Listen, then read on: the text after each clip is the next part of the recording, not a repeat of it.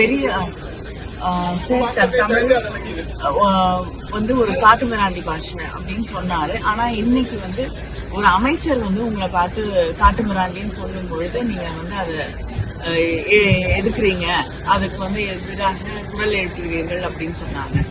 ஒரு தந்தை தன் மகனை பார்த்து ஒரு அக்கறையோடு ஆதங்கத்தோடு நீ இன்னும் நல்லா வரணும், சிறப்பாக செயல்பட வேண்டும் என்பதற்காக கோபத்திலே நீ உருப்பிட மாட்டேன்னு சொல்றதுக்கும், அடுத்த தெருவுல ஊர் பேர் தெரியாத ஒருவர் தன் அதே வீட்டு குழந்தையை பார்த்து தரக்குறைவாக பேசுவதற்கும் வித்தியாசம்.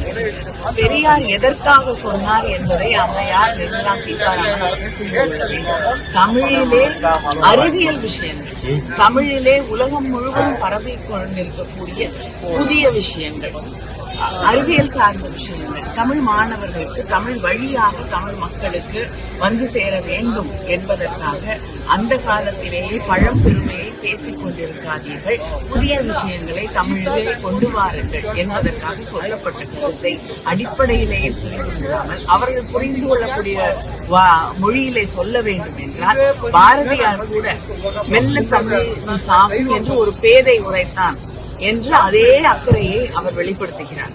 அதற்கெல்லாம் கோபப்படாத அம்மையார் நிர்மலா சீதாராமன் போன்றவர்கள் பெரியார் சொல்வதை மட்டுமே திரும்ப திரும்ப திரும்ப பிஜேபி எடுத்து சொல்லிக் கொண்டிருக்கிறது. பெரியார் சொன்னது அக்கறையோடு, எங்களை அவமானப்படுத்துவதற்கோ அசிங்கப்படுத்துவதற்கோ இல்லை. பெரியார் எங்கள் தந்தை பெரியார்.